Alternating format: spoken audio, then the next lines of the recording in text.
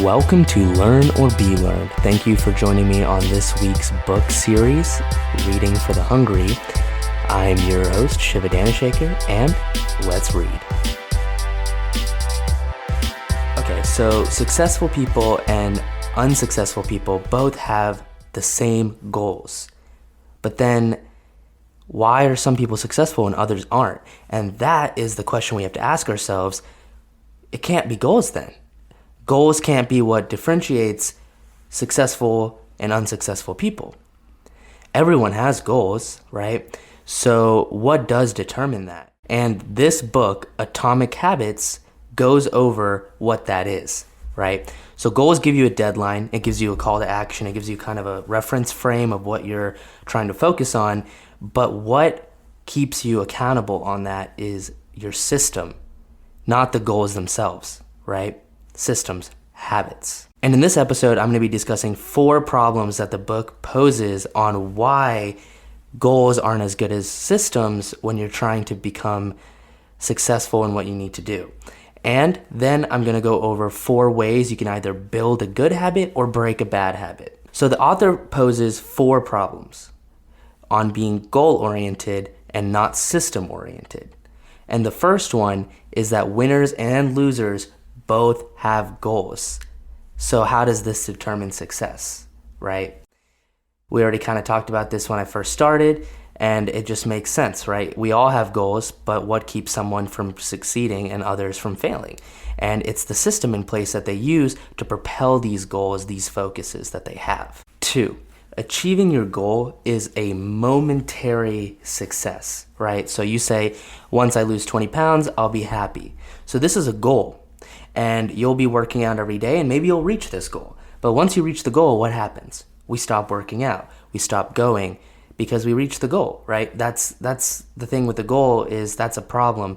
You are goal oriented and once you reach that goal, you have no motivation to continue going. And oftentimes we relapse and bounce back and gain some more weight or vice versa, right? So people who go to the gym consistently, I'm sure you know someone who loves to work out. And they love to work out because it's a part of their system. And I bet you know some people that hate to work out but still do it every day. Both of these type of people go every day. It's because the system they have in place, not the goal, right? You could say, my goal is to work out every day. But without a system in place, you're not going to actually proceed with that. 3, goals restrict your happiness. When you set a goal, like losing 20 pounds, and let's say you say, I want to lose 20 pounds in 3 months, right? And if you don't reach that goal in 3 months, that's discouraging. If you don't start to see progress immediately, that's discouraging because you are goal-oriented. And when you're goal-oriented, your happiness is determined based on the success of you completing that goal as opposed to enjoying the journey and the system behind that goal. And I think that's a big thing that this author talks about as a problem. You want to fall in love with the journey, and when you fall in love with the process rather than the product, you start to fall in love with this journey and you don't have to give yourself permission anymore to be happy. You're happy consistently with the journey and rather than just basing your happiness off an end product. And 4, goals conflict with long-term progress. Kind of like the idea I talked about with losing 20 pounds. When you have to lose 20 pounds, you're going to have that goal. And then once that goal is over, your system is gone. Your motivation for that is gone because the goal has been reached. And this hinders long-term progress because you're no longer going to the gym because you've already reached it. And that's kind of the basis behind this book is how to build systems, which in turn build habits versus having goals and trying to build habits off of these goals. The purpose of setting goals is to win a game, and the purpose of creating systems is to continue playing the game, right? So none of us want to just work out for a week and reach our result and then never work out again. You want to consistently work out. Why? Because that gives you long-term benefits. And this is the meaning behind the phrase atomic habits. It's a regular practice of routine that is not only small and easy to do, but also a source of incredible power, a component of a system of compound growth. So let's ask ourselves, why is it so hard to quit a bad habit, right? Because we're so outcome-based approach rather than identity-based approach. And what do I mean by this? So let's take a gym example, right? You want to go to the gym and you start thinking, okay, I need to work out, I need to become better, I need to go harder at the gym, I need to lose this weight, I need to run more, whatever it is. But instead, if you gave yourself an identity-based approach instead of, instead of the outcome-based approach, you would have this idea where you're thinking, I'm an athlete. And it's cheesy, but if you trick your brain into thinking, oh, I'm an athlete, then you're going to be more likely to go harder in the gym just because the way you think, the way you think you are is very powerful. The brain is incredibly powerful behind this. And we see this with smokers, right? People, let's take an example. Two people. One, they're both offered a cigarette. One says, no thanks, I'm trying to quit. And the other says, no thanks, I'm not a smoker. And this is very subtle, but the first example, the person saying, oh, I'm trying to quit because they identify themselves still as a smoker, as someone who is trying to quit a bad habit because they identify themselves as a person who is addicted and is a smoker. While the second person identifies themselves as, no, I'm no longer a smoker, I'm not a smoker, and therefore they've changed their identity of how they view themselves. And this is so small, and this sounds really, really cheesy. I mean, like when I read it, when I thought about it, I was like, it's kind of cheesy, but it really does work with how you determine who you are. Your identity shapes your habits, and your habits shape your identity. It's a feedback loop. And when you start believing in yourself as an athlete, you gain more confidence in what you do. You gain more grit, more passion, ambition, because you see yourself as that. Whether that's true or not, whether, some people might say, oh, you're not an athlete. Like, I'm an athlete. I've been playing basketball for 10 years and I'm in college basketball. That doesn't matter. What matters is how you see yourself. And how you see yourself will propel you in preparing these better habits. And this book says, true behavior change is identity change. The goal is not to read a book, it's to become a reader. The goal is not to write, it's to become a writer, right? You don't want to just do these one-time things. You don't want to say, oh, I want to read one book. You want to say, oh, I want to become a reader. I am a reader. And that will propel you into better habits simply just by a mind shift change, right? And so this is a 2 simple step process. Decide what type of person you want to be, and then prove it to yourself with small wins. And simple as that. And lastly, what I want to say before we jump into the 4 ways to build a good habit and 4 ways to break a bad habit is compounding is everything in habit formation, right? So if you this is why habit building is so hard. We all jump into it. We go, okay, I'm going to start meditating for 30 minutes. And it drops. You drop it very quickly. Why is that, right? So the thing about compounding is there was this graph in the book, Figure 1, where it talks about how we see habit growth as linear, but what it actually is exponential. So if you overlap these 2 lines on the graph, you get a little intersection, and in this intersection there's this little valley. And this valley is called the valley of disappointment because we don't see growth, we don't see change, and we get discouraged by this. And since habits are exponential, we actually see more success from them the longer you go. That's why when you first go to the gym, you don't see any results. After a few months, you start seeing immense results, and that is encouraging. And so the hardest part is getting over this valley of disappointment. And that's why compounding is important. So here's the math behind that. If you do 1% better every day, you become 37 times better by the end of the year. And conversely, if you got 1% worse every day, you'd be nearly down to 0. Right? So start with small wins. It's so important. And habits are like a double-edged sword, right? Bad habits can cut you down just as well as good habits can build you up. So habits is everything. And I like this quote that the book mentions. It says, all big things come from small beginnings. The seed of every habit is a single tiny decision. But as the decision is repeated, a habit sprouts and grows stronger. Roots entrench themselves and branches grow. And it has to be small. You have to start small. And I think that's the hardest thing. Like, I see that being difficult all the time. I just want to jump in. But I've noticed from personal experience, every time I jump into something new, a new habit breaks immediately, right? Maybe a week max. I don't know. But you got to start smaller. Okay, so here are 4 simple steps to build a good habit or break a bad one. To build a good habit, 1, make it obvious.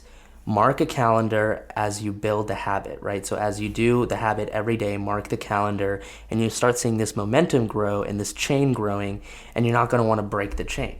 Or you could get a habit tracker app and see statistics behind that and stuff like that. There's also two other things you can try. You can make it visible and you can habit stack, right? So for example, if you want to start flossing daily, put your floss next to your toothbrush.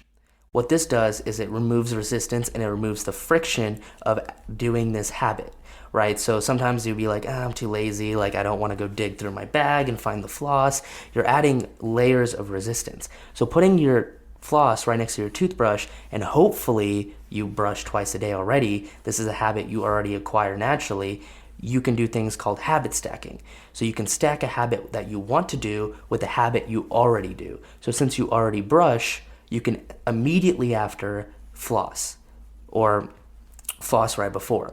But what this does is it stacks your habits, and you can stack multiple habits as much as you're willing to do, right? So if you want to also meditate, you could brush your teeth, floss, and then meditate immediately. And the key here is, like I said, with the 1% growth, you might want to start with just 1 minute of meditation for the first week or first month, and then slowly grow to 2 and 3 and 5, then 10 minutes.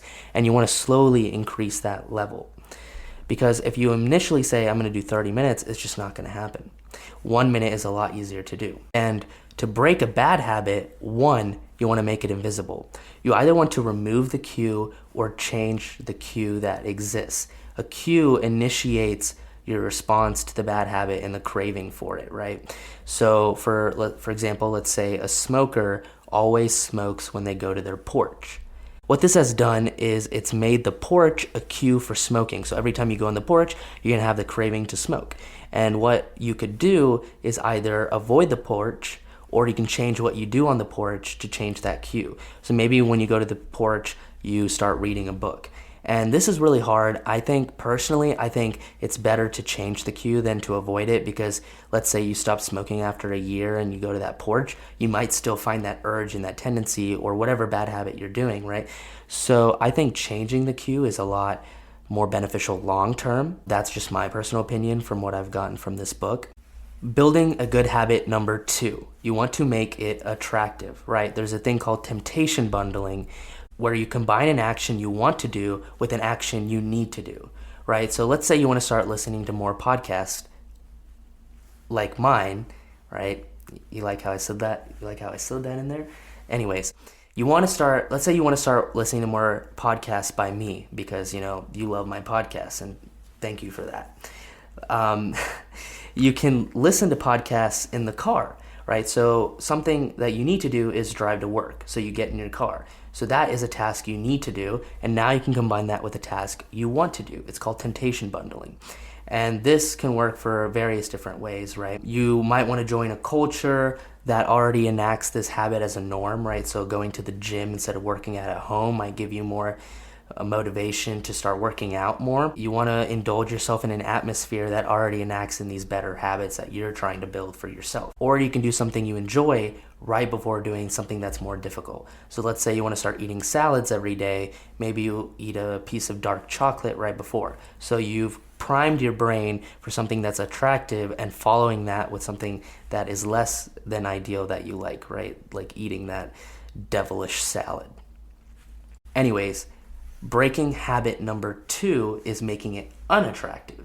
So reframing your mind and reframing yourself on why these habits are bad is a really good way to break a habit. So for example, right before you indulge in another bad habit that you do, maybe keep a note somewhere very easily accessible, right? Removing friction. Maybe just keep a sticky note on your desk or something and have reminders of why this habit is bad and why you don't want to do it. And reading this right before you enact in that bad habit will refresh yourself on why you're doing this in the first place. So I think that's a really good way to remove this craving of indulgence. And honestly, money is an excellent motivator as well. You can always say like, hey man, I want to stop watching Netflix. Every time I decide to watch Netflix, I'm going to pay you $10, right? So holding accountability to that, money is an excellent motivator. Building a good habit number 3. You want to make it easy. You want to reduce the friction. And I've already kind of mentioned this in step 1 where I said make it obvious, right, with the floss example. You want to reduce friction. This is so important, right? If you want to learn how to play the guitar, instead of keeping the guitar in its sleeve in the closet, which adds layers of friction, try keeping it on a stand in the living room or in your office room, wherever you're most likely to play the guitar. Right? So if you think that you play the guitar in the living room, keep it right there. So every time you are in the living room, you're more likely to just pick it up and start messing around with it. And this removes layer of friction to enact in these better habits. You just play for 5 minutes every day the guitar. Over time, you'll start getting better and you'll start seeing progress, and this momentum will actually push you to keep going. And that is so important. And there's another thing he mentions called the 2-minute rule, right? So make it a habit where you can do in under 2 minutes or less. So if you want to start journaling more, maybe start with just writing 1 sentence every day. Maybe eventually you want to spend 15 minutes of brainstorming and creative idea thinking, or just jotting down on the page how you feel that day, whatever it is. If you want to start journaling more, start with a sentence. That takes less than 2 minutes, and what that does is over time it builds that compounding effect. And for breaking bad habits, number 3 is make it difficult. This is the exact opposite of building good habit number 3, where you want to remove layers. In this step of breaking a bad habit, you want to add layers of friction. So if you want to stop watching Netflix during the day, put the TV remote in a difficult place, or delete the app on your iPhone or wherever you watch it the most to add these layers of friction. This will make you second guess yourself in the process of why you're trying to get it back. Right? So maybe you're going to go dig for the remote and you're like, you know what? Like, I don't need this. I should go do some work. So adding that layers of friction can prevent you from continuing these bad habits that you do. Building good habits number 4 is make it satisfying. So positive reinforcement is an excellent way to continue good habits. So by rewarding yourself immediately after a habit, that reinforces the cue for your brain to say, oh, I like this. This is good. Let me keep doing that. I like that. Right? So you want to be cautious though. So here's the disclaimer, right? You don't want to make this reward a bad habit while you're trying to build a good one. This just detracts from it, right? So you don't want to reward yourself with a pizza every time you go to the gym. You want to build a reward system that pushes you to further your good habits. So instead, after you go to the gym, maybe reward yourself with an episode of Netflix or something, right? Something that doesn't detract from the good habit, but also gives you that reward stimulus that you want, right? And another important thing that the book mentions is the rule of don't miss twice. So if you miss the habit one day, make it absolutely necessary that you bounce back the next day. After you skip more than 2 days, you naturally start to lean off, right? I think the best example here is working out. I think so many people want to do it, but you start going for a little while, you're gaining momentum, you're starting to see a little bit of results, and then something comes up and you miss the gym for a day. And then something else comes up and you miss the second day. And then slowly you start pushing gym as a lower priority and you stop doing that good habit. And for breaking bad habits, number 4 is make it unsatisfying, right? So you can always get an accountability partner. I have a friend where at the end of the month we discuss our goals, and this keeps us on track for the both of us by being accountable, right? So I have to confront someone why I didn't succeed or what I'm not doing or like what I've been messing around with, instead of doing what I told my friend I would do at the end of the last month, right? So, and this also makes you feel a little bit bad if your accountability partner is doing everything they want to do and you're not doing it. So it's like motivating that way as well, right? So you can also make your habits cost something, whether that's money, or you can say something like, hey man, if I don't work out every day for the next 6 months, I will give you my PS5. And I'm sure that deal would turn some of you into gym junkies, because I know how much of a craze there is for a PS5, right? So there's things like that you can do. And you're probably like, oh shit, I'm not giving my PS5, like screw you. Whatever you are willing to do to build good habits is as far as you're willing to go. Try it out. So this book overall, I think it was an amazing book. I highly recommend this book to those of you who are interested. I hope this summarized episode gives you some ideas and some things to think about while you try it out for yourself. I'd love to know what you guys think about the tactics from this book, or ideas that you try, or things that are successful for you for building stronger habits. I'd love to read those in the comments. Please let me know what you think. Thanks for tuning in, and I'll catch you in the next episode. Peace.